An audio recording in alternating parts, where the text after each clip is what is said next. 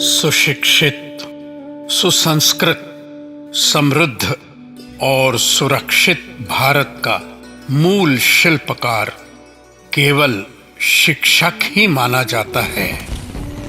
उन सभी शिक्षकों को, गुरुओं को संगम पावर का शत प्रणाम। गुरुर्ब्रह्मा गुरुर्विष्णु गुरुर्देवो महेश्वरा गुरु साक्षात् परब्रह्म तस्मै श्री गुरवे नमः।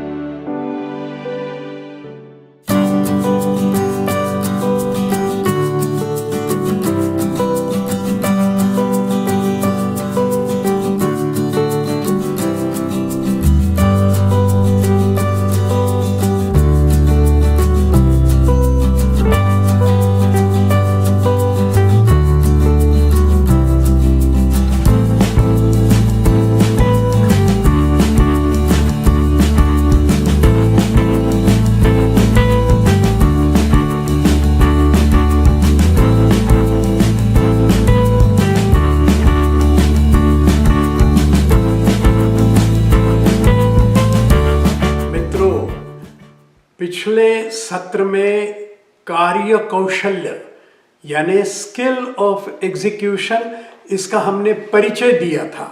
कार्य कौशल्य क्या है और क्यों इतना महत्व का है। इस सत्र में हम कार्य कौशल्य की 5 प्रक्रियाओं में से पहली 4 प्रक्रियाओं को विस्तार से बतलाएंगे, उस पर चर्चा करेंगे।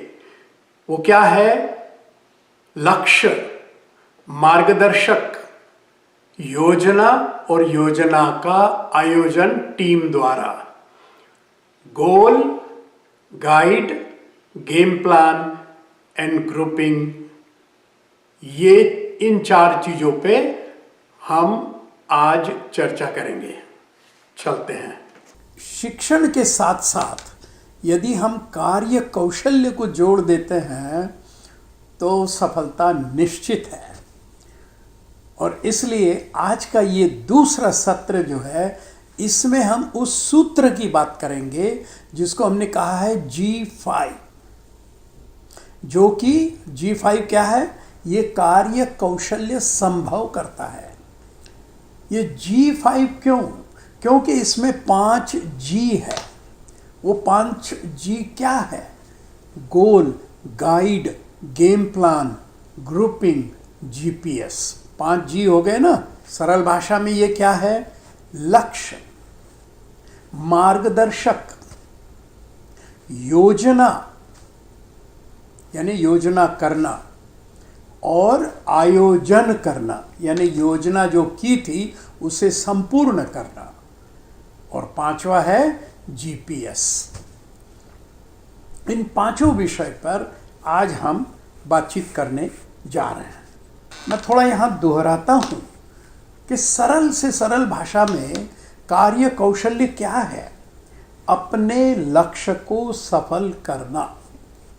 और उसके लिए एक चीज और बताऊंगा कि उसके लिए कुशलता, यानी बड़े कौशल्य के साथ, स्किल के साथ, समझदारी के साथ, बुद्धि के साथ, सोच विचार के साथ और सृजनता। सृजनता यानी इनोवेशन, क्रिएटिविटी, लीडरशिप, ये गुण लाने हैं।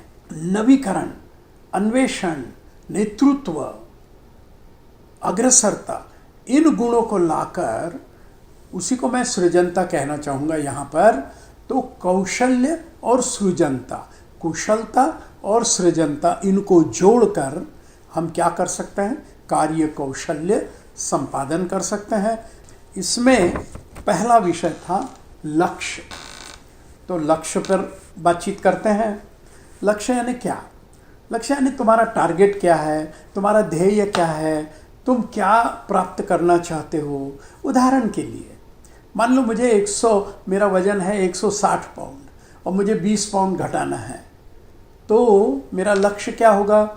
मेरा लक्ष्य होगा मेरा वजन 140 पाउंड हो जाए और समय मेरा ये वजन 2 साल में कम हो जाए।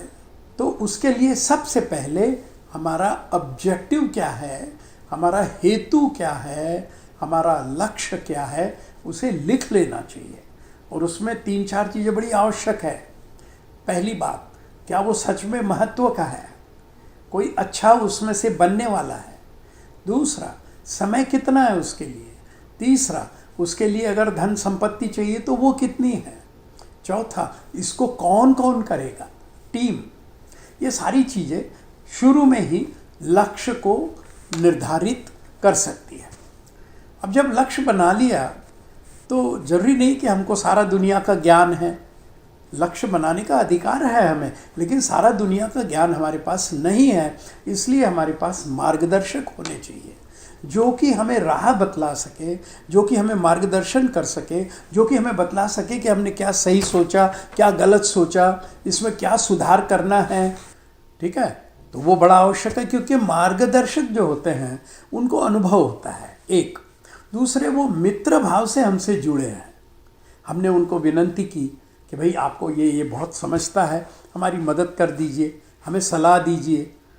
तो उनके अनुभव का लाभ हमें लेना है, तो हमारी गलतियां कम होगी, हमारे पैसे बच सकते हैं, समय बच सकता है, ऐसी कई चीज़ें। इसलिए मार्गदर्शक का बहुत भारी महत्व है। देखिए, छोटी छोटी बातें अगर है तो मार्गदर्शक की ज़रूरत नहीं पड़ेगी, ये तो हम सभी जानते हैं। लेकिन महत्व की बातें हैं, कठिन कार्य करना है, लंबा चौड़ा कार्य करना है, तो निश्चित रूप से उसमें मार्गदर्शक की मदद बहुत काम आएगी। तो कौन क्या करने जा रहा है, कब करने जा रहा है, कैसे करने जा रहा है, ये सब इसमें निश्चित हो जाता है प्लानिंग में, योजना बनाने में। ठीक है ना। और समय के जो बंधन होते हैं वो सारे, और कई बार इसमें एक सीक्वेंस होती है। तो कई बार ये होता है कि पहले आपको ये 3 काम करने हैं, उसके बाद में वो 4 काम करने हैं, उसके बाद में वो 5 काम करने हैं, तब जाके वो योजना पूरी होगी। तो उसकी एक सीक्वेंस होती है। अब योजना बन गई, तो अब क्या करना है?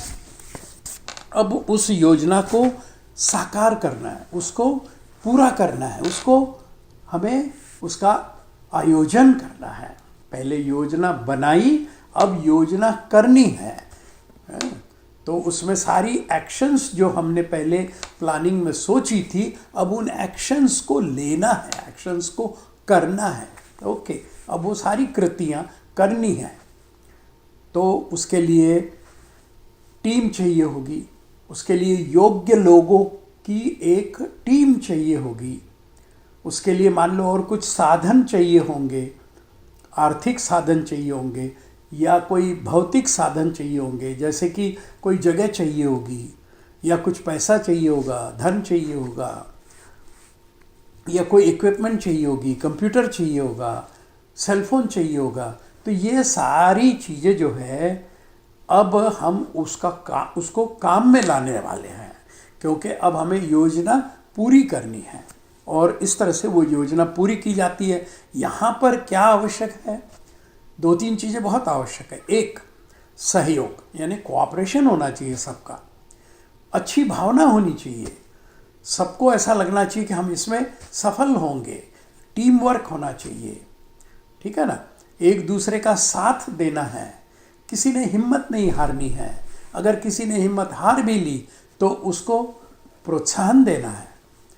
तो इस तरह से उस योजना को अब हम साकार करने में कदम आगे बढ़ा रहे हैं। समय के साथ इसको पूरा करना है और जो कुछ बजट था इसका, जो कुछ इसकी आर्थिक सीमा थी, उसके अंतर्गत इसको करना है। गलतियां नहीं करनी है, आपस में लड़ना नहीं है, सहयोग देना है और इसको पूरा करना है। हो गया, आपने लक्ष्य निर्धारित किया था, आपने उस लक्ष्य को पूरा कर दिया। कई बार क्या होता है, चढ़ाव उतार आते हैं, उसमें क्या होता है, कभी कभी हम अपना हौसला खो जाते हैं, लगता है नहीं यार हमसे नहीं होगा, है, निराशा होने लगती है। आशा, निराशा, चढ़ाव उतार, कंकर पत्थर, है, ये चीज़ें उसमें आती है। तो रुकना नहीं है, झुकना नहीं है, डरना नहीं है, आगे बढ़ते ही रहना है। वो जीपीएस में आता है, ग्रैंड प्रिंसिपल्स ऑफ सक्सेस, यानी सफलता के महासूत्र, ठीक है ना। तो उसको हम अगले सत्र में जीपीएस यानी सफलता के महासूत्र, ठीक है ना, उसको समझने का हम प्रयास करेंगे।